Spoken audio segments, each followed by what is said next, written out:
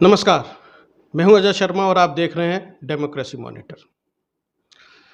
आज समाजवादी पार्टी के संस्थापक, उनकी पहचान और समाजवाद के सिद्धांतों को जीने वाले नेताजी मुलायम सिंह यादव नहीं रहे। काफ़ी दिनों से मेदांता में इलाज चल रहा था। लगभग सुबह 8 और साढ़े 8 के बीच में उन्होंने अंतिम सांस ली और उसके बाद ये कहा जाने लगा कि राजनीति के एक युग की समाप्ति हो गई, एक युग समाप्त हो गया। नेताजी, जिन्हें धरतीपुत्र कहा जाता था, वो नेताजी जिन्होंने समाजवादी पार्टी को खड़ा करने के लिए पगडंडियां चली, साइकिल यात्राएं की, वो गांव से एक गांव से दूसरे गांव जाने के लिए खेतों की मेड़ों पर चल के जाते थे। एक खेत से दूसरे खेत में, एक मेड़ से दूसरे मेड़ में पगडंडियां चला करते थे। सैफई या इटावा, मैनपुरी, कासगंज जिसकी हम बात करते हैं, उसके आसपास का कोई ऐसा गांव नहीं है, खेत नहीं है जो उनकी पैरों की ध्वनि को नहीं जानता है, नहीं पहचानता है। तो आखिरकार नेताजी कैसे थे, उसके ऊपर बातचीत कर रहे हैं डॉक्टर ब्रजपाल सिंह त्यागी से। उनके पास कुछ अच्छी यादें हैं उनको लेकर, उनके बारे में वो एक अलग राय रखते हैं। डॉक्टर साहब, कैसे थे नेताजी? आपने तो उनको करीबी तौर पे देखा भी है, समझा भी है, मुलाकात भी हुई है आपकी उनसे, और आपके परिवार से भी संबंध रहा नेताजी का। तो कैसे थे नेताजी?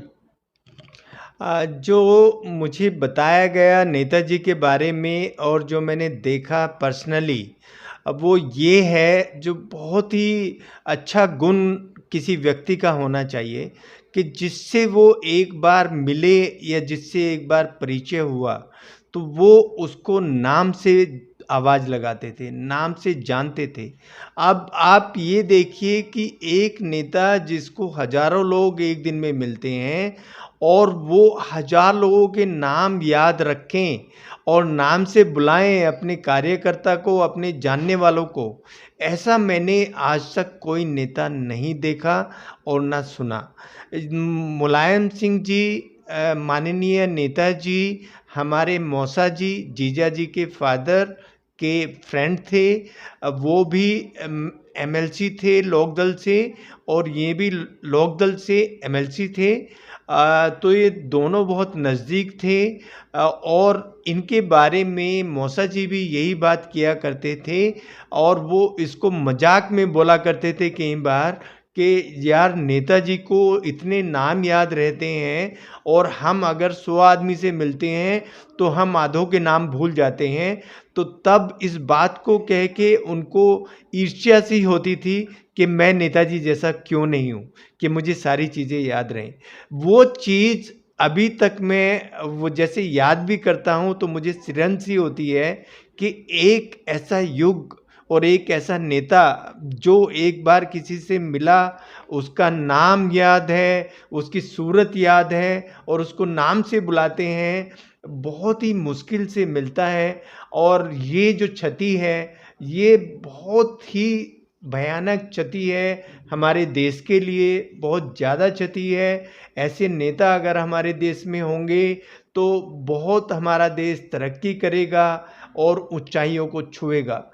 मैं उम्मीद करता हूँ कि इस तरह के आने वाले जो हमारे नेता हैं वो इस तरह के विचार रखें जो हमारे माननीय नेताजी के थे और इस अपूर्व क्षति को भगवान उनकी आत्मा को शांति दे और उनके जो परिवार वाले हैं अखिलेश जी और उनके परिवार वाले इस अपूर्व क्षति को उनको सहन करने की क्षमता दे।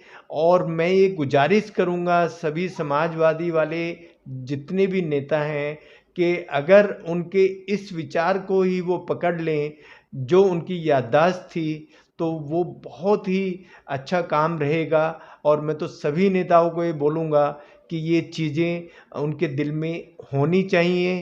अपने जो कार्यकर्ता हैं उनको पहचानना चाहिए, जो अपने जितने भी जनप्रतिनिधि हैं उनको इस बारे में सोचना चाहिए कि जो हमें वोट देते हैं, जो हमारे करीब रहते हैं, जो हमें प्यार करते हैं, हम उनसे कितना लगाव करें और कैसे करें, क्या तरीका होना चाहिए? जी, जैसे भी आपने सुना, डॉक्टर साहब ने बताया कि उनको नाम याद रहते थे।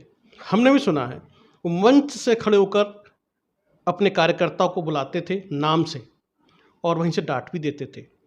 यदि कोई उनसे मिलने जाता था तो उन्हें याद रहता था, कौन-सा कार्यकर्ता कौन से गाँव से है और उनके घर में परिवार में कौन-कौन है।